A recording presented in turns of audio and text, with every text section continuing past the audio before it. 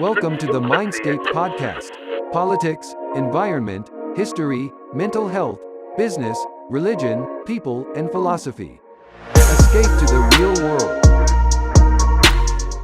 Assalamu alaikum wa rahmatullahi wa barakatuh. Welcome to another episode of the Mindscaped podcast with me, Nazir and Shaheen. Shaheen, how you doing? Alhamdulillah, yourself? All good, all good. I'm jacked up. I'm quite excited about today's podcast. Yourself? Yeah, I am. It's going to be really interesting. Personally, for me, I have no knowledge. Just yesterday we spoke about I have no idea who to vote for. Right, yeah. So hopefully today I get a better idea of the direction. Or you're going to make a decision maybe. Yeah, hopefully, inshallah. Inshallah. Well, we know 2024 is the year of elections globally. A lot of countries around the world are going to elections. To be exact, 60. 60 in this 60 year, countries. 2024? Yeah, 60. Wow, that's incredible. 60. Man. Incredible. So it's definitely a heavy political year. Yes. Apart from the entire Palestine and Israel issue, we've got elections right here in South Africa as well. And it's going to be an interesting one because potentially we may have the first time a coalition government. I don't know. I've been Googling countries that have coalition governments and it's a shit show. I'll be honest with you. Well, look at Israel. Yeah, exactly. It is horrific. Yeah. So in studio today, we have a guest by well known to our local community here in Durban. His name is Imtiaz. Imtiaz, assalamu alaikum. Wa alaikum salam wa rahmatullahi wa barakatuh. Thanks for joining us on the podcast. We had a chat before this about the issues in our community and you guys have taken it on. So you're part of the party called the ACC. Correct. I lead So that party. Active Citizens Coalition. That's Coalition, yeah. So I mean that has been in existence for how long? Well, we registered the party in 2019. We ran for the first time in local government only within eThekwini as a proof of concept. Right. Just to see how we went. But I think our forte comes in the space of crime fighting in CPFs and eThekwini Secure and all of that.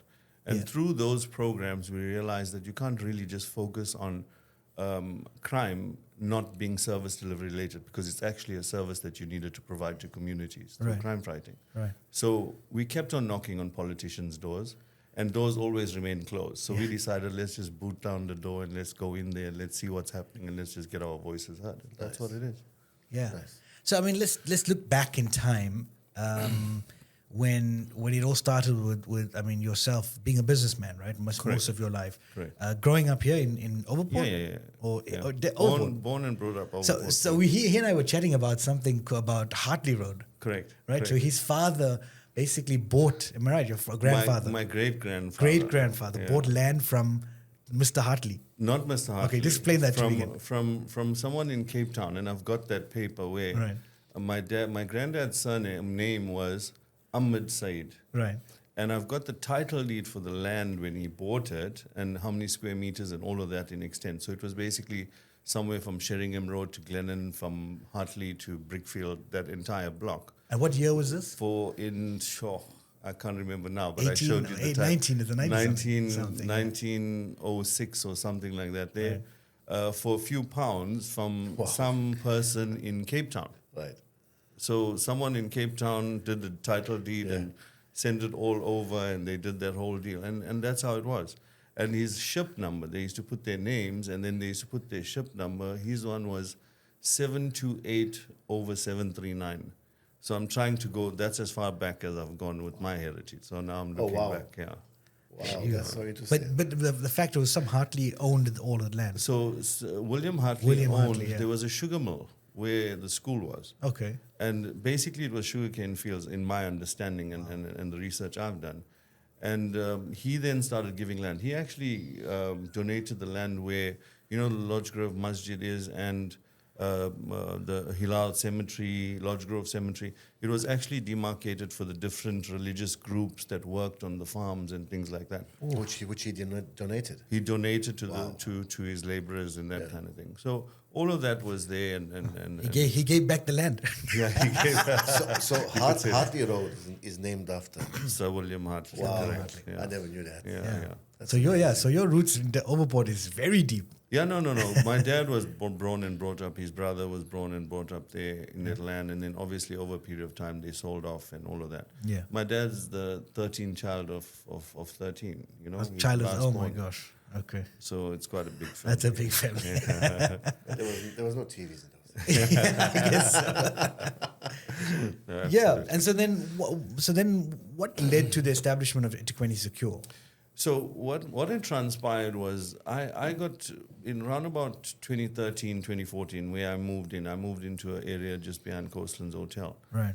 And we had 14 break-ins within 14 days, from the 1st of Feb to the 14th of Feb. My neighbors were getting broken into. So I started in construction in 2010. So I used to work from home. My offices were at home and all of that.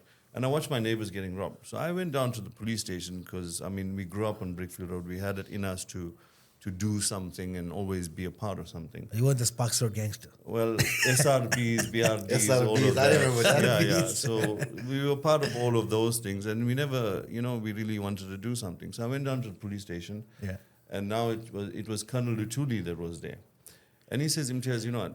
The real thing for you to do is to join the community police forum, right? And then there was Sam Adams, who always, I take Sam Adams as my like a father figure to me, and he was from the Galway area, rough and tough, carrying guns and doing all of that. And he always begged me. He was on the CPF representing that area. And he always begged me, come join, whatever, we need you, you're good with things and whatever. So I never went into it. But when these crimes started hitting us, I then joined the CPF. And then there was a few over 50 sitting there and just patronizing the police all of the time. I said, no, this doesn't work. Yeah. And then got a few guys together, we went in, we took over the CPF. And then we started activating, started forming neighborhood watches, started going into different areas in Newlands, in Phoenix, in Chatsworth, everywhere, and started forming neighborhood watches because, as per the Constitution, you have a right to mobilize. Now, the CPF became a very claustrophobic space. People that had those seats just wanted to remain there. They didn't want to pass it on to children. There was no youth test, nothing. And these are volunteer seats, not paid. Volunteer. It's all voluntary, right? But the people they felt that it was a powerful position to be in because they were close to the police. So you'd have 60-year-old and 70-year-old people sitting there, not in touch with community, just sitting there. So then I formed something different, which spoke to mobilization of the youth, guys my age. Let's go out. Let's put on some safety vests. Let's do this. Let's put on some white lights. Let's do one or two things. And then as it started taking off, I formed eThekwini Secure to say, let's secure eThekwini across the board. And we formed little branches in Newlands, in Phoenix, in Chatsworth, in Reservoirs, everywhere. And we started empowering these neighborhood watches because everyone was scared. Are we within the ambits of the law or not? Now, when you form a neighborhood watch, the ideal thing to do is have a memorandum of understanding with the community police forum that we exist. So is it a registered NGO? You'll form it as an NPC, NPO, a neighborhood watch separately. Okay.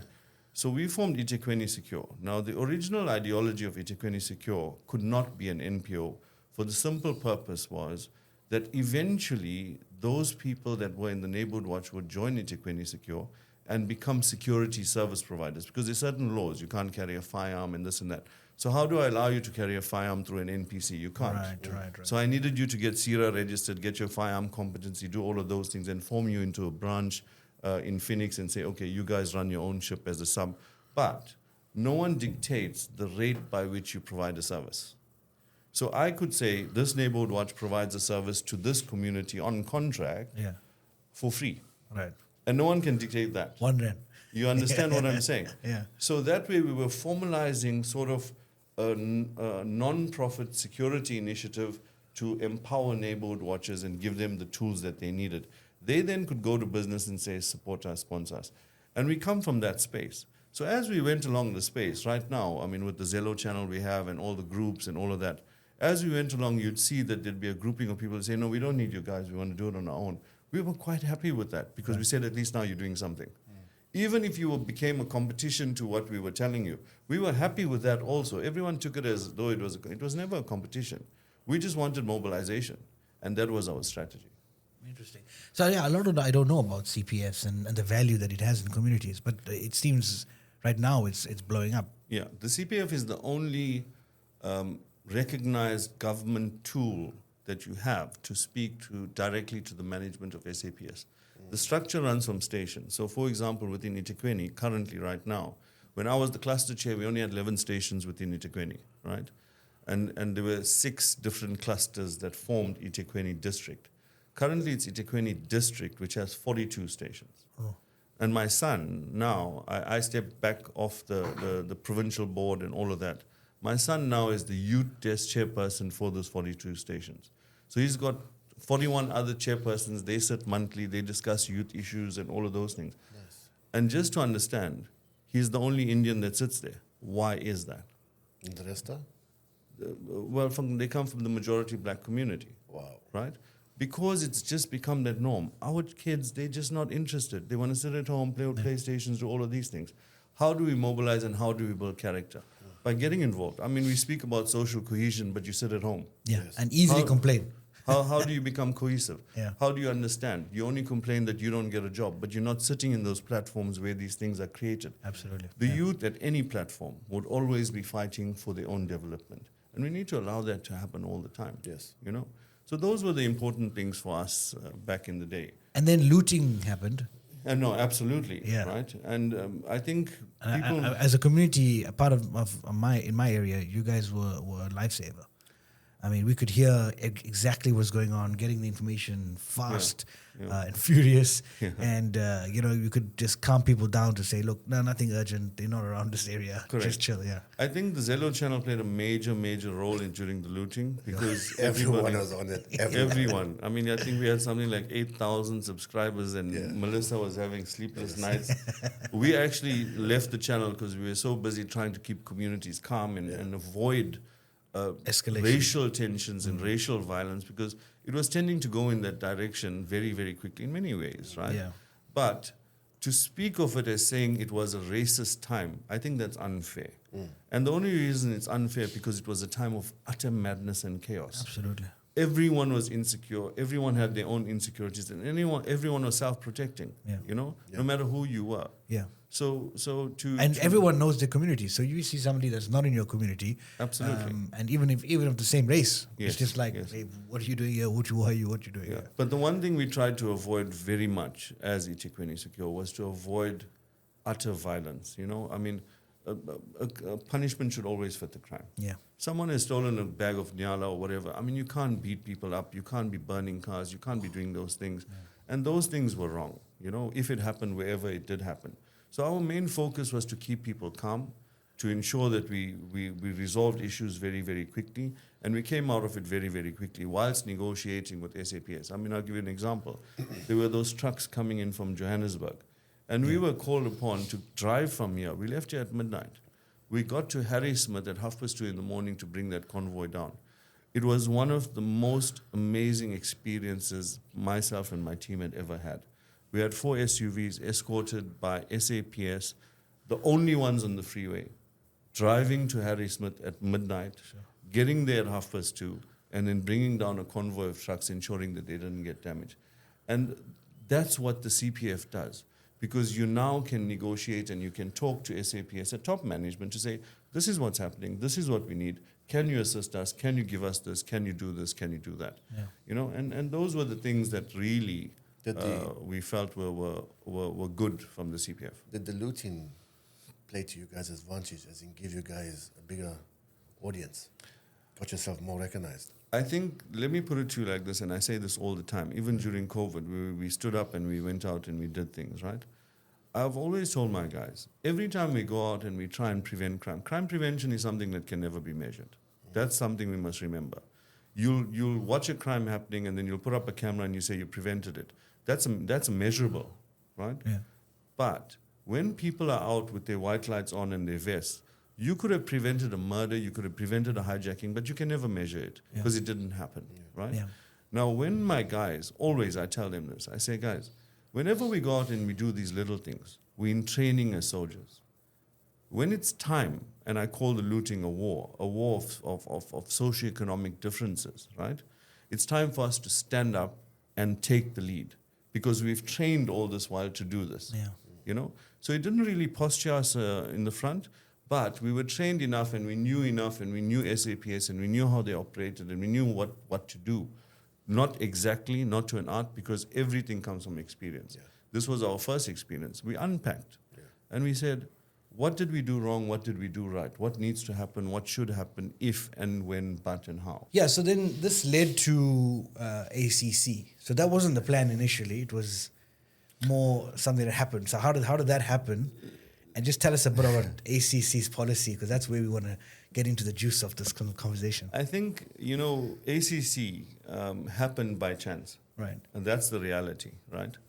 When we were in the path of eThekwini Secure and the Community Police Forum and all of these things, we found that ultimately all of the things that we were doing were service delivery related. And we started tackling back then potholes and your street lights and all of that because it interlinked. I mean, if a park is left abandoned and you've got vagrants there and all of that, crime and all of that are interrelated, right? So we started tapping on municipalities' doors to say, who do we speak to, where do we go, what, and all of that.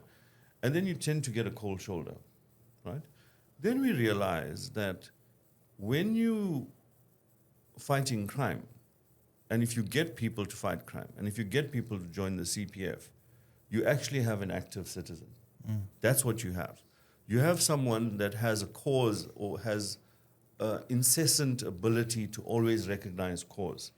And that's the most important thing in the psychology of people, to say, does this person only worry about themselves or do they worry about the bigger picture of everybody within their community? Yeah.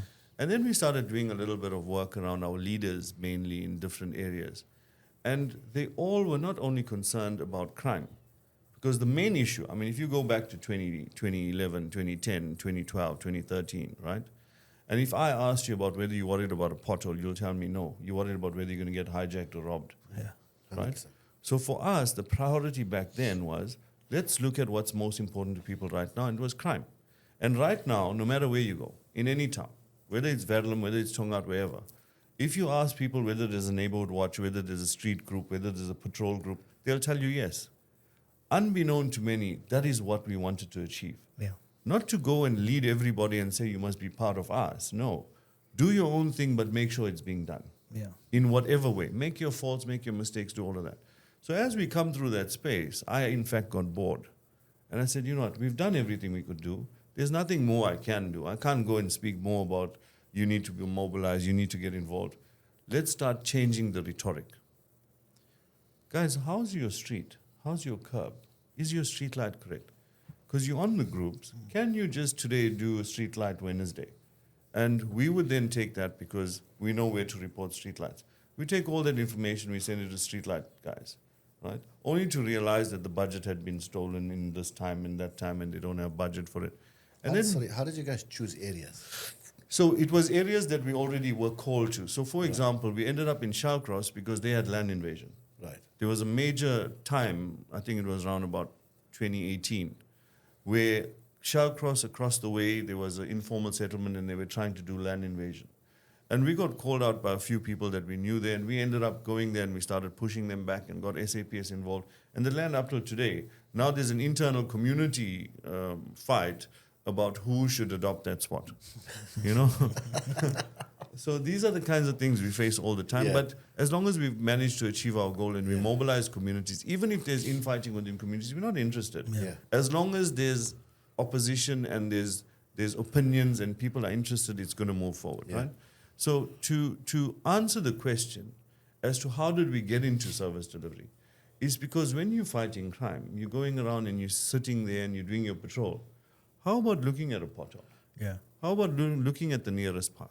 How does it affect your community? Why is a park not being used? Because it wasn't safe, but now it's safe. So let's reinstate it. Let's do all of that. And we started opening up those doorways for the active citizens that we have to say, report it like this, do it like this, send it to us, let us speak to people, let's get things done. But when we got into municipality, we realized we're not being taken seriously. Why? Because within politics is where the power lies. So you're a normal citizen, you're a ratepayer. I mean, the mobilization of ratepayers associations. We formed the EJRPA, not now, in 2017, the concept came out. Right. eThekwini Joint Ratepayers Association. Obviously, as soon as I became a councillor, I couldn't continue down that path. Right. But we've been speaking to people like Ish and all the ratepayers associations saying, no, you need to be very vociferous. Don't just say you don't have service. Be very clear about what you're talking about. Are you being overbilled? How many ratepayers are there in the city? Yeah. How much, I mean, I'll give you an example of what I mean. Currently, the city claims, and it says it openly, that we lose 56% of water. We lose losing. it. That's what they say. Through what? But we need to understand this. From the 56%, when we did the math on it, actually it was 52% then, currently it's 56. From 52%, 46% is called non-revenue water. Okay. Understand what non-revenue water is. There's an indigent policy. Currently, we're moving that motion on the 14th. On Valentine's Day, we go back to council. We're moving a motion.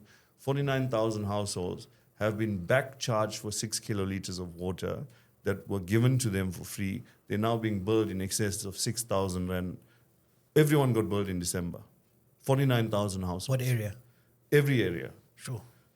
So in history, you used to get 6 kiloliters of water free. Round about 2019, 2020, they passed a resolution in council to say that only if your house is valued at 250,000 or below, you'd get the 6 kiloliters. There was an administrative issue within the city, and they said no. They continued giving those people water free based on the billing system, right? Now the municipal manager, based on the Auditor General's report, says, no, you need to go and get that money back. And now you impose a 10,000 rand, 6 to 10,000 rand bill in December and over January to 49,000 households. But when you come to the standard level agreement, the SLA of Water Department for 2023-2024, it states clearly, yes, indigent falls 250,000 and below. Yeah. But it also states that any household that's 250,000 to 650,000 can apply for free water, 6 kiloliters, right? Then it also says that any land that's 50 square meters and below qualifies as indigent and should get 6 kiloliters water free. It also says that any household that's over 650,000 rand, however, the occupants, through inheritance or whatever, they might get a big house or whatever it is, cannot afford to pay it, they can make an application for being indigent as a person and get that 6 kiloliters water free. Now, the municipality is saying, no. Only houses 250 and below. We are moving this motion to say, you've made a blunder 5 years ago. Yeah. Based on prescription, you can only claim 3 years ago, which is fine. But based on that, you didn't inform those people that were 350,000 rand back then that they could apply for it. Yeah. So based on that, you need to write off any household that's 650,000 rand and below. Yeah. Any household that's 50 square meters and below, they shouldn't be billed this, right? But also, anyone that you've billed over the past 3 years, that 6,000 rand, should be halved, 50%, and it should be payable non-interest for 36 months. That's a motion we're moving on the 14th. But how did we get to that understanding? If we were sitting on the outside of council, we'd never be privy to what the agreements are and what the laws and the bylaws are. And this is the importance that I'm speaking of in terms of representation of your communities. Yeah. Right now, whether it's the DA, whether it's the ANC, they're not getting into all of this. They're worried about internal politics and what they're going to do and who can take out a mayor and who can run a city and who can do whatever. We get services on the ground here now today. Yeah. We're not worried about their own politics and who's going to be the president and all of that. Yeah. We need what we need today here where we eat. And that may sound selfish, but currently we're a minority and unfortunately we need to be selfish at this time. Yeah. And that's important right now because you're speaking to your community. Absolutely. And I mean, this leads to your first election, which when you ran. So 2021. 2021. That's the only That's the only election we ran in. right. And that was on a local level. Only local government as a proof of concept to say, because everyone, you talk to a politician, and I'll speak about career politicians, you Yeah. know. Politicians that have come in and started with Raj Bansi and done all of that and now go on their own paths and have joined the DA and done this and that, you'd hear them speak. And they'll tell you in no uncertain terms, I've been here for the past 25 years. Yeah. That's a seasoned career politician. All he knows is how to sit in council and collect his paycheck. Yeah. He doesn't come from any background of business or And sweet understanding talk. of economics and nothing. Yeah. I wouldn't even call it sweet talk. I mean, no talk. No talk. You know, I mean, you sit there with agendas this thick, and the councillor sits there and he says, you know, they haven't read it. Yeah. They haven't been through it. They haven't looked at the numbers. So things run through committees like you can't imagine. It's based on the officials. All of that is just annoying to us. Yeah. Because there's no real representation, especially in the committees. And change. And no, absolutely not. Yeah. So yeah, you ran the first election, and how many seats do you guys want? We've got 2 seats in eThekwini. Okay, 2 seats. Yeah. And out of how many? Out of 222. 222 seats. But understand the numbers now, right? Yeah. So you've got on one side, I stand to be corrected based on by-elections and things like that, but the ANC has 95 seats within this municipality, which gives them a majority, but not an overall majority. Now, in order to do anything you want to do in the city, you need, in fact, 112 votes. Okay. 112, right? So originally what it transpired was, you must know you've got the DA who runs 59 seats, Okay. right? You've got the EFF running on about 24 seats. You've got IFP which runs on 17. Right. Now, if you take the three of them together and you put them and you tie them up with the ANC, they match. Right. So the decisions, in fact, come from the small parties if the bigger opposition can always stick together. Name me some other small parties. So there's, for example, you've got, let me start with the black parties. Okay. Right? Now, So sorry, when we say small, we're talking about national? no. local. When we say small, we're talking about local government, right? Parties run in 3 tiers. They run national, provincial, and local government, right? And this also is something that we need to touch on, where how national politics plays out in local government and hinders service delivery, right? So when we're looking at eThekwini, we've got 24 parties in total.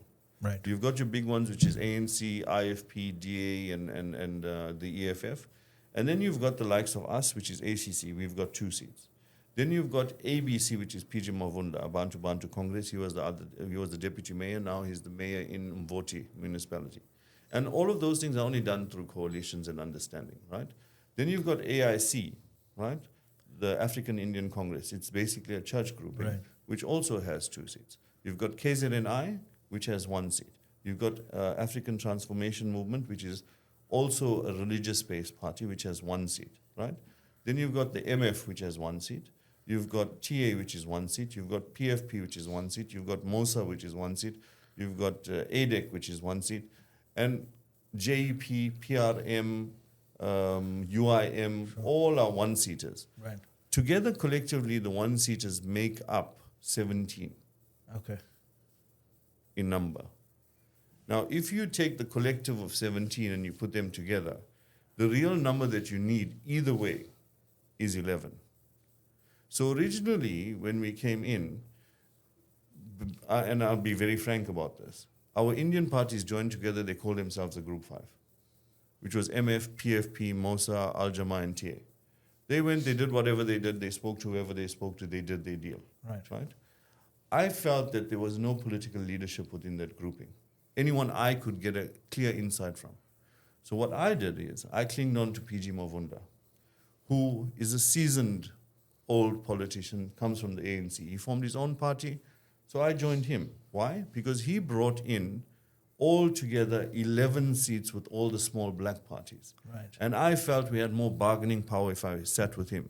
So he became the chairperson of that block. We call it a block. And I was, in fact, the secretary of the block. Yeah. Until he was trying to do too much, and for some reason he needed to be moved out. And the EFF joined in the bandwagon, and they removed him out, and now there's a new deputy mayor, which is fine. So there's another block and all of that. And that's politics. Right. That's how it goes. So when people say that you voted with the ANC, no, don't be mistaken. Yeah, because that's the question I had. Yeah. Don't be People, mistaken. The view is that was out there at that time Yes. was that you sold the seats that we voted. In the mind of a voter, I voted for this party. Yeah. I expect them to be on that committee, and they're the ones that have that seat, and they're the Yes. ones who I voted in. And that was the common sense. The That rhetoric. you sold yourself, is what they said, Yes. to the ANC. And how do you respond to that? Now, here's the thing. What we did do, what we negotiated for was to ensure that PG Mavunla became the deputy mayor. Also, that he gets the Human Settlements and Infrastructure Committee chair seat.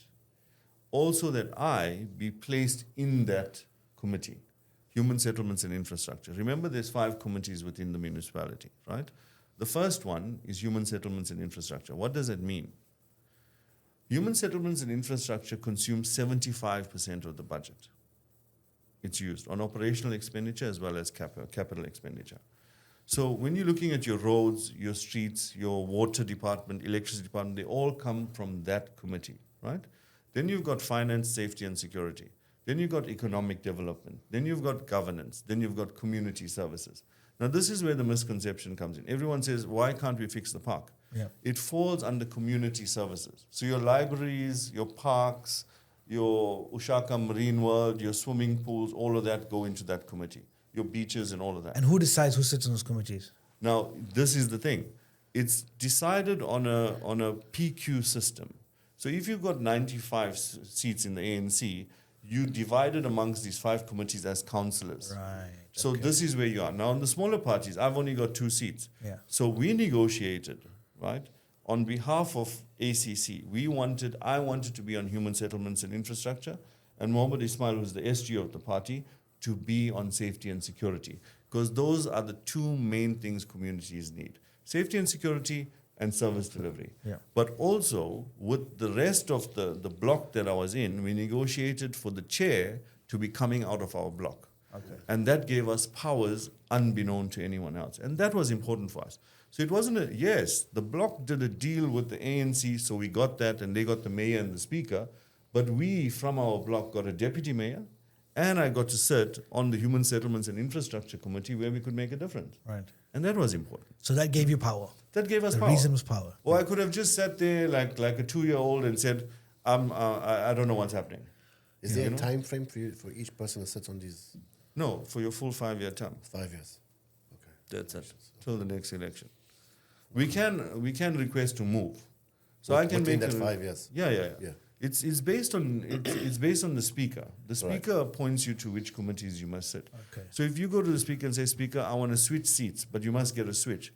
So if there's, for example, Bats is sitting on safety and security, and I want to be there because of certain reasonings I have, I can say, can I switch with that councillor? Yes, you can. Okay. You know. So you So can what are the start other switching. committees? You said safety, security. So no. Service delivery. So there's human settlements infrastructure, your biggest committee. Right. You've got governance, which speaks to everything, governance, policy, all of those things. You've Right. got finance, right? You've got safety and security, and you've got economic development and community services. Right. Finance and safety security actually go into one, but it all depends whether they want to split it for the ease of management. So you can't just go to a committee meeting if you're not No, on that committee. no. You can't. The only ex officio would be the mayor, the speaker, the Right. chief or whip of council. Right. And then you've got another very strategic committee which we're not a part of. It's basically the top ranking 4 parties. So Action SA has 1 seat in it and whatever. It's called Impact, the Municipal Public Accounts Committee.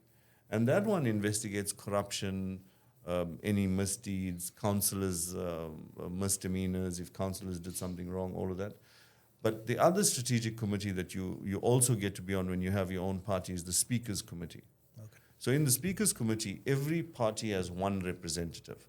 And we would, before we go into any council meeting, the speaker has to bring the agenda for that council meeting to us to say, this is how the agenda is going to run. These are the motions that have come in. This is what's going on. And then we as caucus leaders go to your parties and you say, what are we deciding on this? What are we doing on that?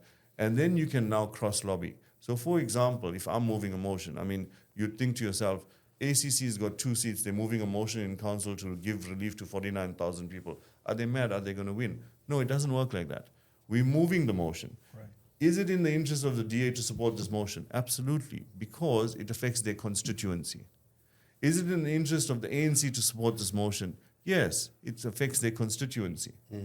So if something across the board affects everyone, I might move the motion, but every single party, whether you're opposition or not, has an interest in it. Right. And they would then support it, or we debate it and say we don't support it, and then we go to a vote. And that's where it goes to lobbying different Yes, ones. so that's- prior that's- to the vote. that's what where you got to lobbying is go and called, sit and yes. say, hey, this is what's coming out. Do you agree with it? What do you Yes. want change? Whatever. So the most important thing about politics is that firstly, you got to caucus your opponents. You got to caucus them and say, I've got this idea. What do you think? Should I move the motion? Would you support me? Right. And once you get a feel of the floor and you know this motion is going to run through, then you now move in the motion and you lobby everyone to support it. And how long will it take for a motion to process? No. So when a motion passes in council, it's immediate. Or is it immediate? Yeah. It's a decision. Council takes decisions. So even the executive committee can sit and discuss things. The 10-member executive committee chaired by the mayor, they can discuss things, but they can't be decisive in that it has to come through council for ratification and approval. Right. That's how things work. So every committee that you sit in, You sit in the committee, you can take all the decisions you want, but the committee's presentation must come through council, and council must approve the things in that committee. So ACC now is in the running again for this new election. Well, we're almost there. We're almost over the line. We still got just a few more tick boxes to check. Yeah. I'll be very honest with you. I personally was contemplating not to run for national and provincial this year. Okay.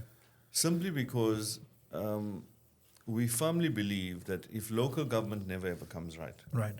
it's a pointless exercise to actually participate in national and provincial elections. First and foremost, with the time I have, and obviously the age that I have, if I start focusing on national and provincial politics, I might lose focus of local government. Yeah. But I'm getting some pressure from different parts to say we need to at least put our names on the ballots, whether we win or not, because of representation. Yeah. You see, we come from a space where we've lost as a community, and I'm speaking to the minorities because what we're seeing coming out of the woodwork is that there's two types of politics currently at play. One is racial politics, and the other one is religious politics. Right.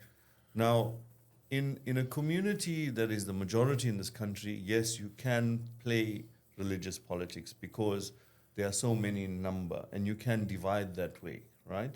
And have representation for your religious perspective or whatever it So is. the Christians vote for the Christians, Muslims vote for Muslims. In the majority communities. The majority community. But in the minority communities, when you divide based on race, you end up with not even being recognized because you're so minute. Right. I mean, we have something like 1.6 million Indians in the country. 1.1 million of us live in KZN, right? And we're talking about 1 billion people. Sure. Now, from that 1.1 million, there's only 40% voter turnout. What numbers does that leave you with? Yeah. Remember, it's 55,000 seats for 55,000 votes for one seat in national government. Right. And if you only got 700,000 people who split their vote amongst 10 different people, whether it's the DA or whatever it is, where's your Diluted. representation? Yeah, it's Where is diluted. your representation? Now, And you won't be the focus of that party. correct. Okay. Now, Sorry, when we say representation, are we basing it on race or religion? Now, here's the thing. You see, there's parties like Al Jama, which base it on religion, right? How effective? But they did come out recently saying, look, we're no more religious. Well, purely they're trying to religious, get and they more try- votes. I can see that. You understand? They're trying to get more votes to say we are a spiritual party now, Yeah, and they're yeah. saying all of those things. That's just cheap politicking. I mean, that comes from seasoned politicians and career politicians, and that's what they're going to say, right? Ultimately, right now, as a minority community, the question I raise to you, are you represented or not? Yeah. Do you have a voice or not? And this is something that we really need to consider and think about. Currently, there's the PA, right? The Patriotic Alliance. Yeah. Let's be very clear about it. What community do they represent? The colored community. The colored community, correct? Yeah. You've got the EFF. Which constituency do they represent? The Student Command, Yeah. correct? The ANC gets the historical democratic vote from Amagogo. The people that The nostalgic vote. nostalgic vote. Yeah, The Gogo that still remembers Nelson Mandela will still vote for the ANC. And now you've got something else in the mix, which is the MK. And they're coming in to dilute the ANC vote. Yeah. You've got the IFP, you've got all of these different people which The get- IFP is more for the Zulus. Yeah. Correct. So it's always been divided Yeah. in the majority climate based on religion and different sects and groupings and all of that. Which is so different to the America structure. Correct. Right, which has there was a right wing and the left wing. Left in wing, the, correct. Yeah. You know? Conservative and Republican, right? Now, the challenge that we face as any minority, whether it's the colored community, the white community, or the Indian community, we must remember as soon as you divide your vote, you have no representation except for what the party stands for. Now, let's go back in history, right? When we you know this rhetoric of saying that you black, but you're not black enough, Yeah. right? So when it suits the ANC, we're black. But when it suits them to give us service delivery or anything, we're not black enough. Yeah. When it comes time for tenders and job opportunities, we're not black enough. And this is something we mustn't shy away from speaking about. We must be honest with ourselves. Yeah. You know? The other thing is that when it came to us as communities, and we can go as far back as you want, 1860, and I think all three of us are very interested in our heritage and our ancestry and all of those things, right? When you went to Addington Beach, there were tin shacks at one point by Indians who were fishing. Wow. In Springtown and Tin Town, we had farms and we were doing all of those things, but people lived in tin shacks. And what had then transpired as a community back then, and yes, apartheid or not apartheid, we developed ourselves with the likes of Gandhi, and he came and this and that, and our movement started a very, very long time ago. And therefore, we were at the forefront as slaves that came here, indentured laborers, which is another word for slavery. Yeah. But when we came here, we empowered ourselves and we built ourselves. And every child will tell you that I'd always like to live better than my father. So right now, our communities will not go and live in shacks simply because of the dignity that we've been taught amongst ourselves and from our parents, and we always want to live better than our parents. So now you find all our communities that live below the breadline live together. 3 or 4 guys will get together earning 2,000 Rand a month, 500 Rand a week, but they'll get a flat. Yeah. And they'll pay the lights, and they'll try and buy a small vehicle. You'll get a husband and wife earning 3,000, 3,500 Rand a month. They'll have a kid, they'll get a 1-bedroom flat, they'll live there. But they'll never go live in a shack. And therefore, they don't fall under the indigent category. Now, who speaks for them? They're ignored because they don't live in a shack. What are we doing? What are we doing as a community? Right? Now, when you had, for example, I've got great respect for a particular individual. People can speak about him, do whatever they want. But I've got respect for him. I've never met him. I wasn't around when he was politicking. But it's Rajbansi from the Minority Front. Say what you like about the man. He did for his people whatever he could. The tiger. The tiger. Wherever he could, Tiger. what he did for his people in Chatsworth, in Phoenix, in wherever, he represented them. Yeah. You know? And when he negotiated back then about whatever it is, he said, I want to be a minister. And it was possible and it was done. Yeah. Because he came with his constituency. He represented his people. Stood his ground. He stood his ground. Now, where did all of that go? I mean, the houses in Chatsworth and Phoenix were given to people by government. Sure. Right? All of a sudden, the new dispensation of our government post-1994 comes to you and says, no, Mr. Singh, there's your title deed. You just need to pay 7,000 Rand. You're going to own this house. There's no more rental stock. Remember, previously, you used to pay rental to the municipality. It was a government house. Yeah. It was subsidized. Yeah. But it belonged to you. No one could come and take it. Right? You were paying a minimal amount. As soon as you went eagerly, no, we're going to get the title deed. You took your title deed. Now, immediately, you're getting charged rates, which was way more than the rental you were paying. And as time grew, and I'll tell you this in no uncertain terms, is that when you lived in those houses, it was obvious you couldn't afford to buy or build your house at that time. Yeah. So your parents at some point were indigent, right? Right. You were given a house by government. As you grew up and you wanted to get married, what did your parents do? They built a little outbuilding in the back. They extended upstairs. They did something on the side. Yeah. And You see that quite a lot in Chatsworth and Phoenix. Chatsworth and Phoenix, correct. Yeah. But what did that do to the value of the house? Increased It it. increased it in value based on municipal taxes. Right. And that took you out of the category of getting the 6 kiloliters water free and all of that. Now, who represents you to say, Sia? Let us be clear on what our stance is. We are saying, as ACC, Yeah. that any person in any dispensation, whether apartheid or not, that was given a house by the government, at some point, that family was poverty-stricken and couldn't afford to buy their own, Yeah. and therefore that house should always be under the indigent register and not pay rates and get 6 kiloliters water free. Right. Who speaks for you? Nobody. Why? Because all of the things that have happened in our communities, it's very simple. Rajbansi was there, he did whatever he did, he kept things under control. As soon as he passed away, all those councillors split. They went to the DA, they went here, they went running, and everyone welcomed them with open arms because of a vote. Yeah. Now, the question I have, and I beg, I might be wrong sometimes.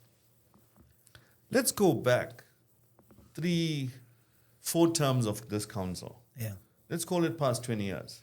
Go do your homework as to how many informal settlements we have. I spoke earlier about 46% of water being non-revenue water. Right. So that means supplied, Given for free. free.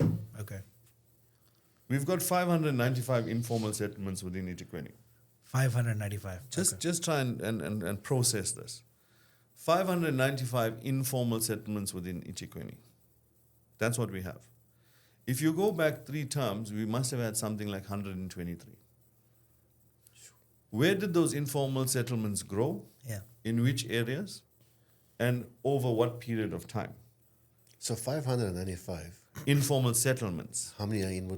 How many settlements are in those? Are those 595 locations? No.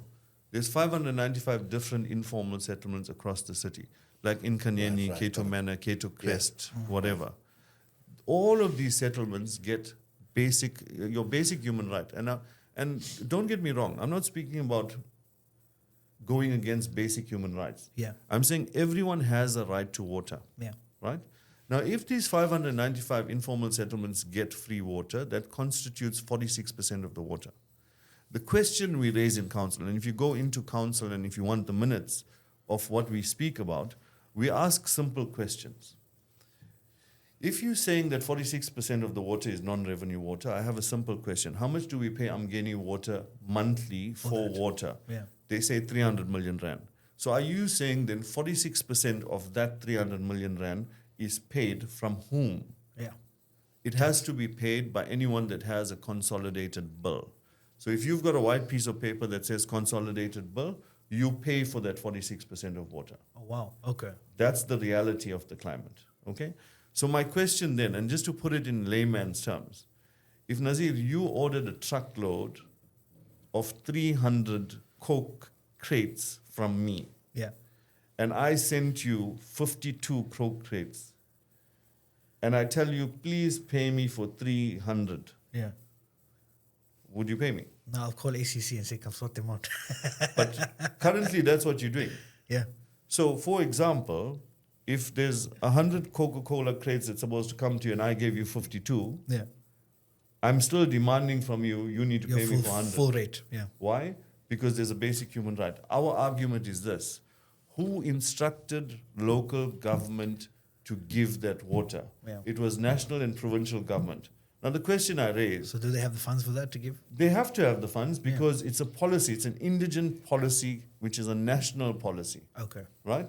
When did the municipality quantify the amount of water they give to indigent houses free? And when did they apply for grants to say, please subsidize the water that you as national government instructed us To provide. to provide? You instructed us. So it's a very simple thing. Shine came to me, we've got a relationship, I'm a Coke distributor. Shine said, you know what, do me a favor, give Nazir 46 cans of Coke. Yeah. Right? I know I can't go to Nazir and get the money for the 46 cans. Yeah. So my job now is to swallow that cost, or must I go to Shine and say, Shine, can you give me the money for the cans? Because you gave me that instruction. Exactly. That is not happening. So where does it end up? It ends up with the municipality. And the municipality can only get money. 75% of the operational expenditure comes from the ratepayer directly. So any person that has So a they're feeding it back consolidated to the ratepayer. so 300 million rand, 75% of it must get paid by you. These are the injustices. These are the things that we need to speak about. And I talk to ratepayers about it. Sometimes ratepayer associations, they just don't get it. Yeah. They're saying, no, we want to have a rates boycott. I'm asking you a simple question. If you go on the road, do you see a Metro Police vehicle? Yes, you do.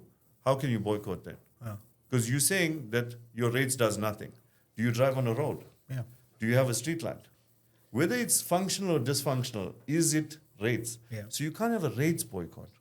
You can have a water billing boycott to say there's an injustice with water billing. Currently, electricity, is it quantified or measured? Is electricity being stolen? Where do we buy electricity from? From ESCOM. Who must pay that bill every month? The ratepayer. But are we getting a grant from national or provincial government for electricity that's stolen? No. So what needs to happen? In these 595 informal settlements, we need bulk metering. Yeah. It must be measured. Internally, for water, sanitation, DSW, all of these services provided to these settlements, internally those, I call them MOEs, municipal-owned enterprises, electricity, DSW, and water, they must raise bills to say, in Kanyani informal settlement for this month, you use so many kilowatt hours of electricity, it came to 6 million rand. You use so much of water, 200,000 kiloliters or whatever it is, it came to 2 million rand. DSW, we've provided you with 26 skips over this month, it came to 156,000 rand. Raise that bill in Kanyani informal settlement, care of Department of Housing, eThekwini municipality, and hand the bill in internally. How does that impact us?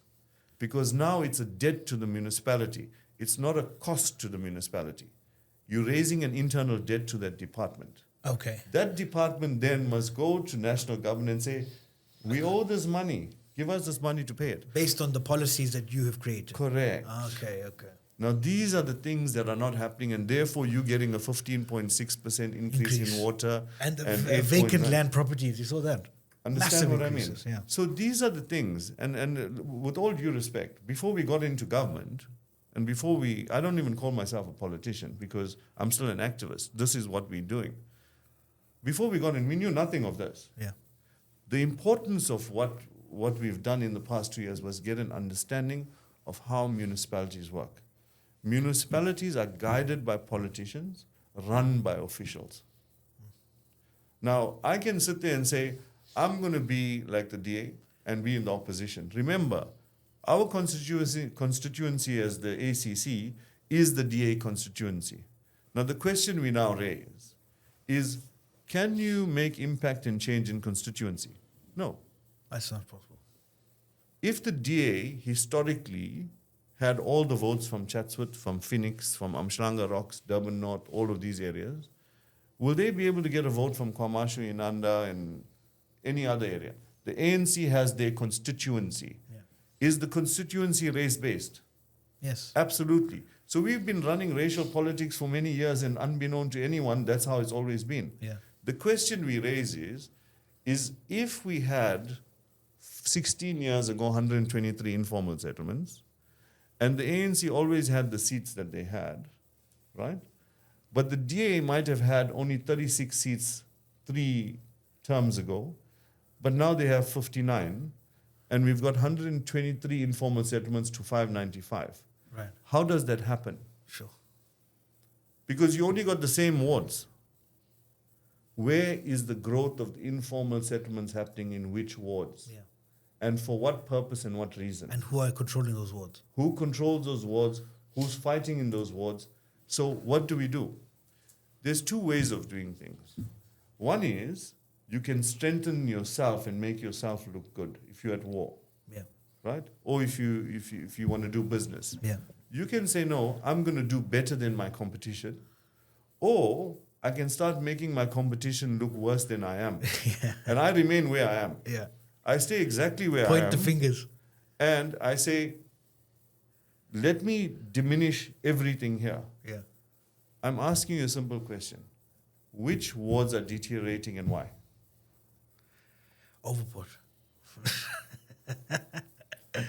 Did you know that in Ward 23, Yeah. there are 17 informal settlements just in one ward? That's Reservoir Hills. 17, 1-7. So who controls that board? It's a DA-run ward. Now, we tell ourselves, no, informal settlements only vote ANC. Yeah. I ask you a simple question. Go do your homework. It's free. It's on the IEC website. Go look at the ward where you live in. See who won the ward. Ask yourself how many informal settlements are there. Go look at the voting districts near these informal settlements and see who gets the votes in those VDs. It'll tell you a completely different story. Are we purposely being led to deteriorate the city so that I can point my finger at you and say, You're not doing it's your job. because of you, you're not doing your job? Because that's all that I Sure. hear at this time. You understand? So all I'm saying is this, and not to take away from some DA councillors. Some DA councillors, excellent, they do their work. If you listen to our They try. podcast, I spoke about Chris. Yeah, some DA councillors, they do their work. Chris, like the guy, he's doing a good job. But when did he start doing a good job? When they took power. Yeah. They only want to do good things when they do power. Yeah. So instead of me trying to do good things and working with what's there and whatever, and don't get me wrong, let's go into corruption. It exists, but it exists across the board. Absolutely. Across the board. There's no ANC is doing this and this and this. It's everywhere. Yeah. There's voice notes going around about DA corruption. There's voice notes going on. These things is the norm in the marketplace. Yeah. You understand? And globally. Yeah. It's everywhere, right? But here's what's happening.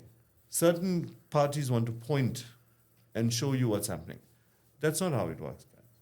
At the end of the day, there's something that's happening within our city, within our country, and we need to be very focused on ourselves. Yeah. Now, I can sit here and talk to you all day long about national politics and what the DA is doing and what the ANC is doing.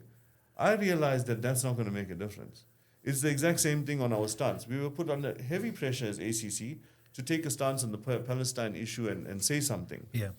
I said, hold on, guys. We've always told you that we're pro-Palestine. We don't believe that Israel should even exist. That's the bottom line. Yeah. Right?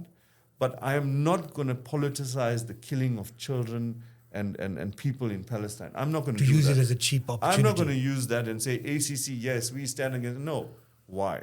Because I'm a small boy with 2 seats in local government. I can bring no change. I have no access to parliament.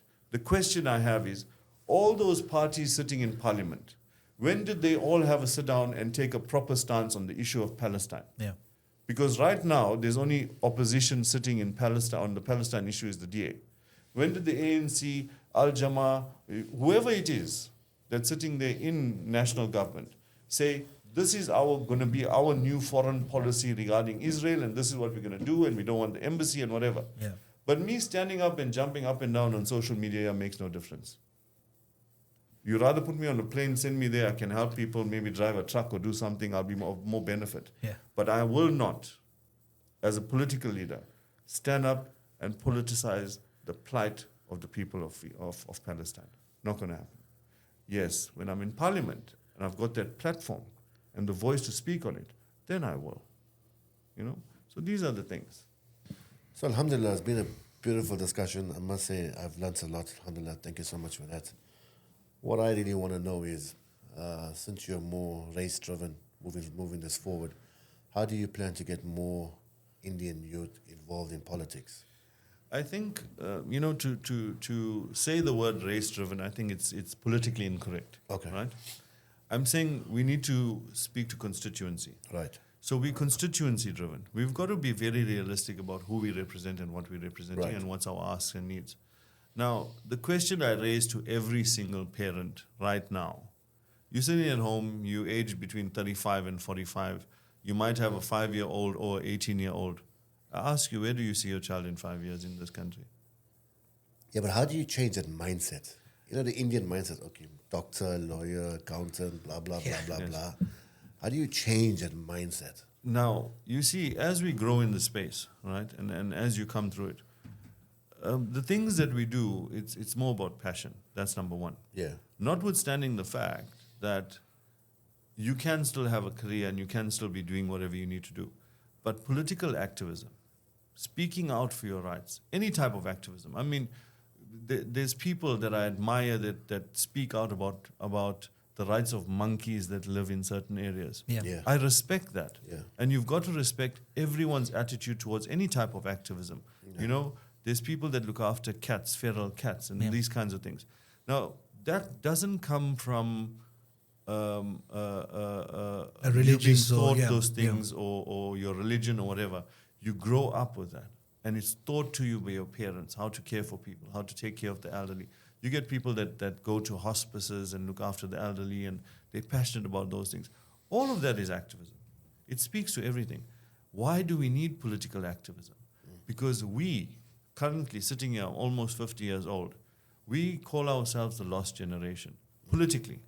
Because there were people like the Qadar Asmals and all of them that were a very big part of the liberation movement, Yeah. of which the ANC became the beneficiaries of. But right now, within the system of politics, we as Indians are neglected by our own doing because of a lack of succession. So there's been a whole 2-generational gap in the political climate with coming from Indian descent. Right. And our tasking is to reignite that, because we have to represent ourselves. If we plan to stay in this country, our children need to be politicized. Whether you join them into the school governing bodies, youth movement, whether you join them into the community police forum, whether you join them into rights activist grouping or whatever it is, all of it comes down to politics.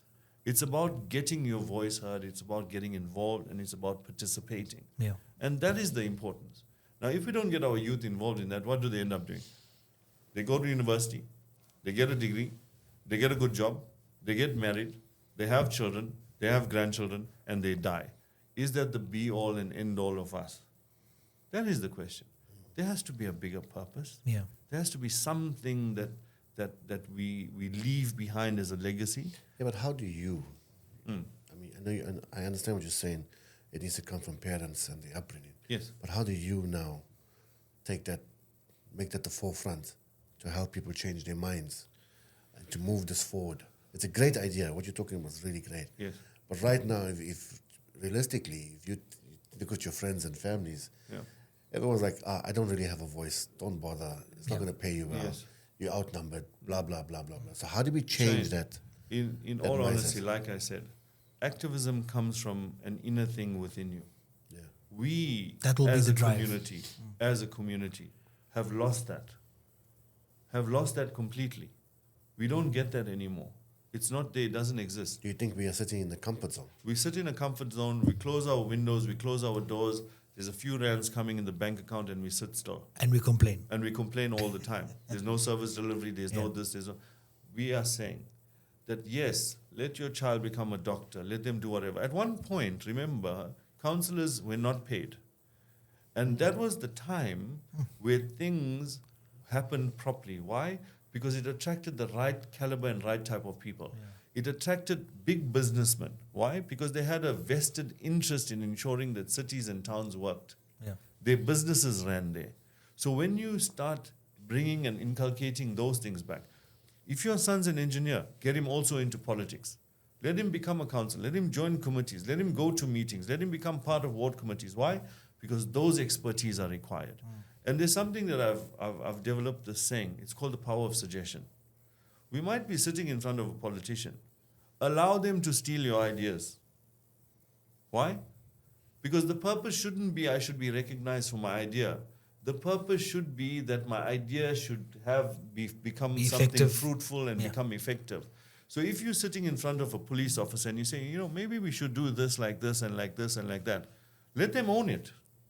Don't sit there and say, no, I gave him that idea. He didn't give me any recognition. I didn't get an award. No, don't go there. As long as your idea bears fruit, it's important. So you'll be sitting in council, you'll be talking to the head of water, and you say, maybe if we did this like this, and if that container, and if that tanker, and if this happened, and that happened cost effectively. The next thing you see at the next council meeting, that thing is coming on the agenda and is being approved. Yeah. You know it's your idea. Don't sit there and say, it was my idea, I'm so good. No. So the power of suggestion is very important. But to be in the right room, at the right time, in the right place, to have your voice heard, can only be done if you're active in community efforts and activities. Yeah. So those are the important things ultimately. So leaning onto the same question now about the future of South Africa. Yes. I get anxiety thinking about it, like this coalition government story. So people are convinced, and even the ANC to themselves are saying, we're not going to win this like how we won it before. Yeah. So it's going to lead to this coalition government, and it's going to be ANC, Al Jamaat, EFF, who else is part of that coup? A few others. And then the other side, you've got DA and PA. And So you've got the Moonshot Pact happening, Yeah. Which is the DA, UIM, IFP, and quite a few other parties that have been funded. PA as well. PA, Patriotic Alliance, quite a few actually, say all of them, they all form one part of the cabal. Obviously, in the background, they're still discussing about how they're going to do it and who's going to take what and who's going to be who, where, and how. Yeah.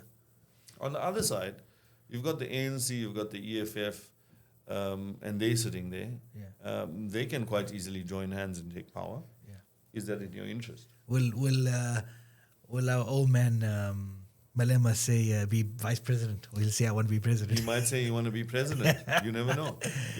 So the tumultuous nature of the next 5 years for us as a nation is going to be something for the history books. That's a guarantee.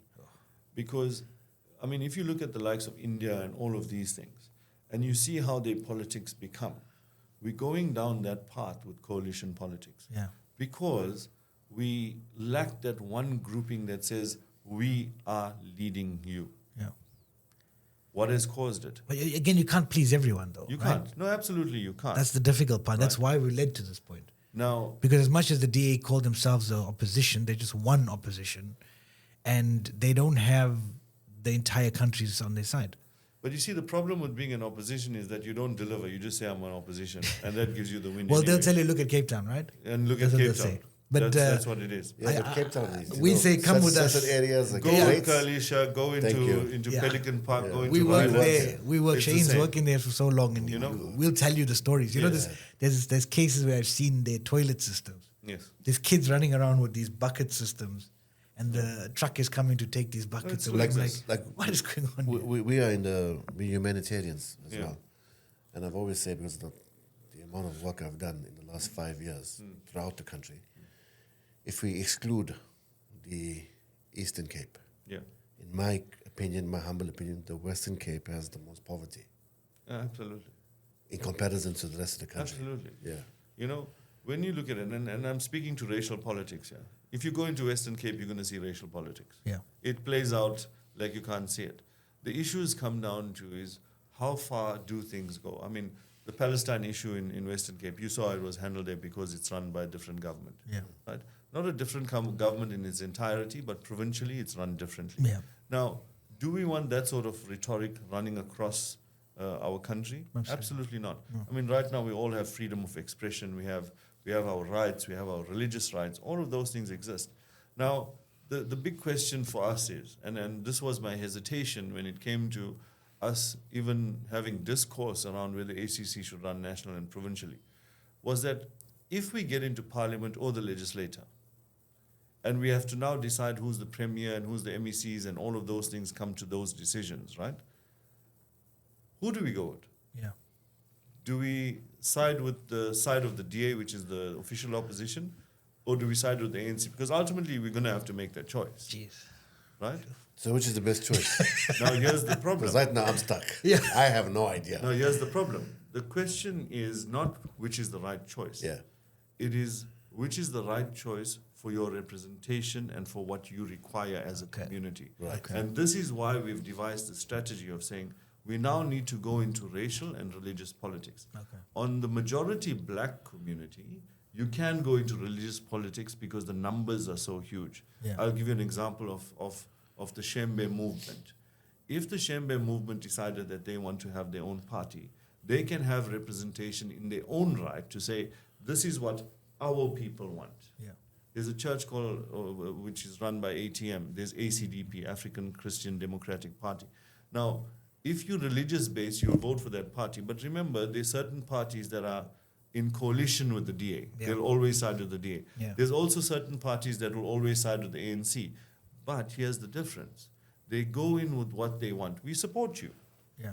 But for our constituency, these are the things we want. Yeah. Yeah. And This is politics. where- This is politics. and yeah. this is where we lose it as a community. So the question can be as simple as, okay, which way is it going to be, DA or ANC? No. It's not going to be that way. It's going to be which one gives our constituency The power. what they require. Yeah. So what do we want as a community? Very simple things. Universities. How many children of Indian descent can just get into university very quickly? Or does the quota system still apply? Go to Yeah. yeah. No, we want it abolished. How many of our children? Employment equity, where does it exist in the hospital? Should BEE be abolished as well? Absolutely. With all due respect. You agree? With- I agree. With I all don't due agree. respect. I don't With all agree. due respect. Yeah. Black economic empowerment at low level should exist Yes. based on employment equity. Right. Yes. Let's not be mistaken. And If let's you not have misconstrue this. two, Yes. if you have, for example, two companies that are tendering both at the same level of provision of services, you would then choose the black one compared to the Right. lesser of the black one. I'm saying That's what I'm employment saying. equity should exist. If we are 1%, for every 100 staff in a company, there should be one Indian. That's the bottom line Right. at all different levels. Right. That's a given, right? But here's the question I have for you.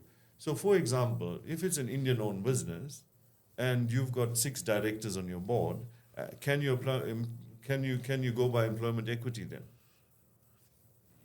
It doesn't work.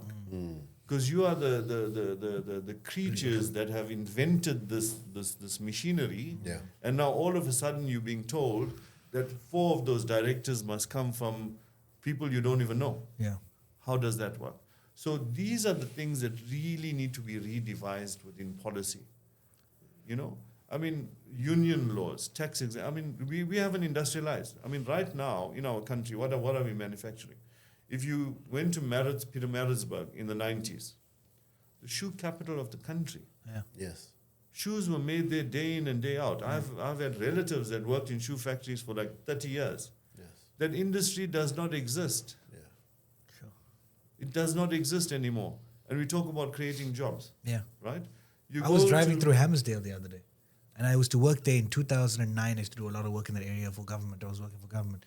And I drove past there, just it's like dead stories, man. Correct. Buildings are empty. Those all the industrial companies. And Turkey, for example, has come out of major issues because of industrialization. Correct. Pushing themselves to industrialize. Where people would buy textiles from China are now importing from Turkey. Yeah. Correct.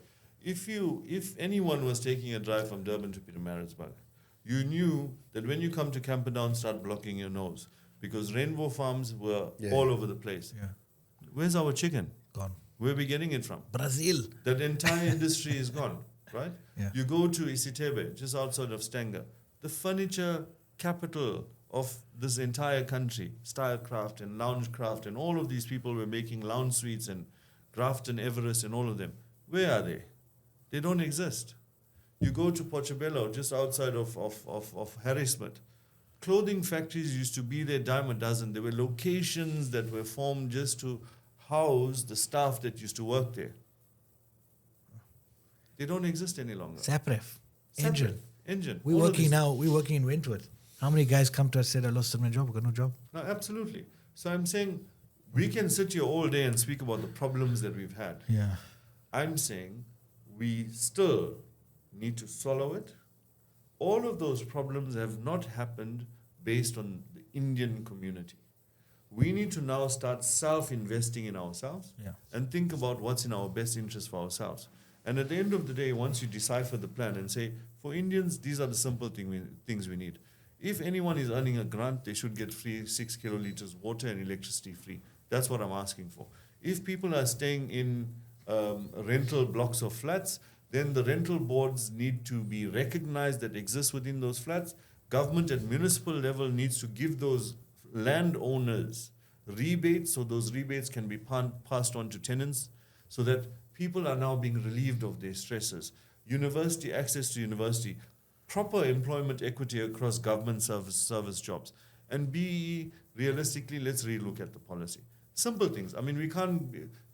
People are saying, no, but you think you're going to be a minister. No, that's not the intention here. I'd be naive to believe that I even want to be a minister.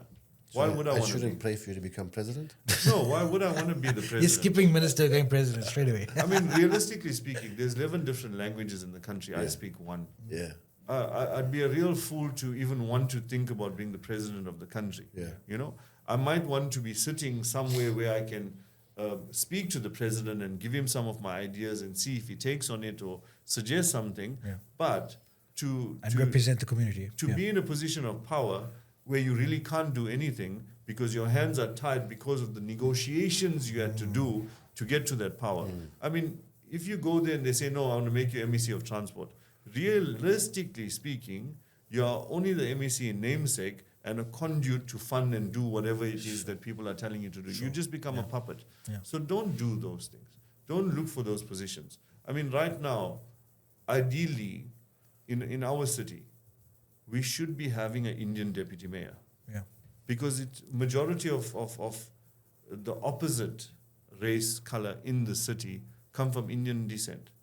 Our city is totally out of tune with the Indian community. Yeah.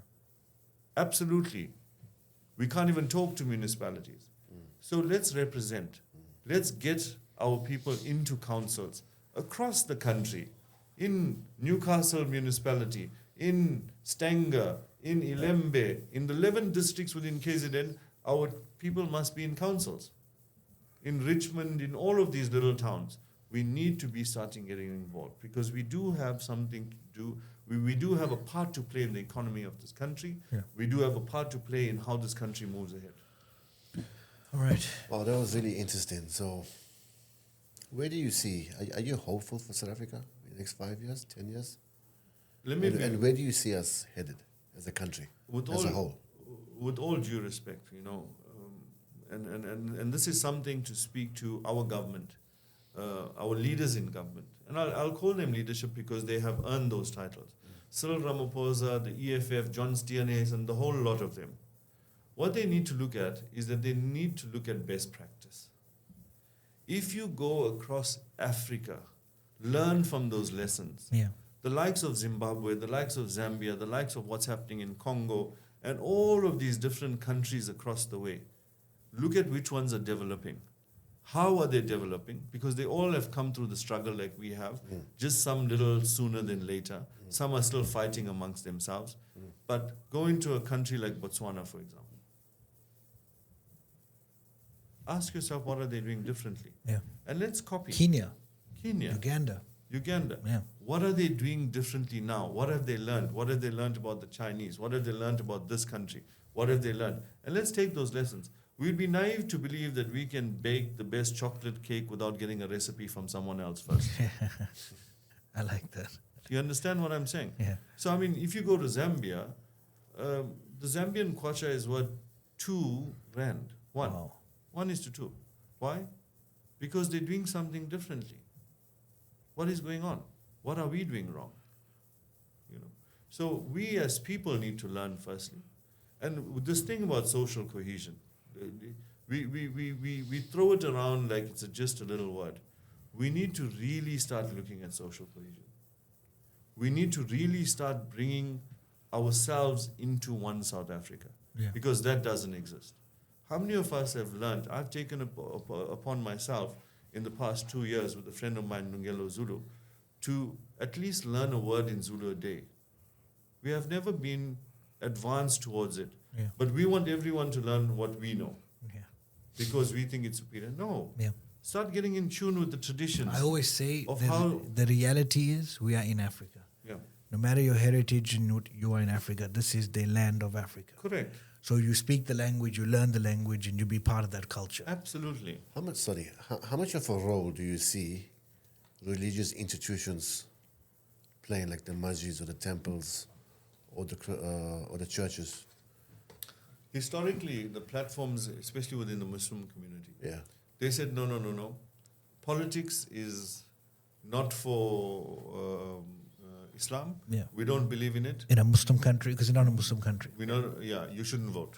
Right. That's the bottom line. That needs to change. This is not about religion. Yeah. This is about the future of our people within this country and whether we are represented or not. It's that simple. If you are not at the table, if you don't have a seat at the table, you have no voice, so you rather not speak. Yeah. The main thing for us, whether you are saying the right thing or the wrong thing, just make sure, you'll get guidance later. Make sure you get yourself to be seated at the table. Otherwise, it's a pointless exercise. You can sit at home and complain all you want. Sit at home and scream and tell your neighbors and call a family meeting and talk about how terrible this country is. But guess what? If you don't have a seat at the table, you don't have a voice. Absolutely. Well, thank you so much for joining us. I think it was really insightful to hear and share your stories. I got to ask some of the hot questions that people were asking as well. So, so good luck in this new election. Whatever's meant to be is meant to be, right? It's very interesting. I've actually learned a lot, and I think a lot of our listeners are gonna learn a lot from this. This was more I'm of interested in the comments. the comments are going to be really interesting. Yeah, a lot of my naysayers will come and say, yeah, you're a sellout and whatever, but if they don't understand the political climate, unfortunately, I can't really answer help them. them, you know? Yeah. No, it's okay. All right, from us at Mindscaped Podcast, Nazir and Shaheen, thank you so much for joining us, and we will see you on the next podcast. Guys, peace out.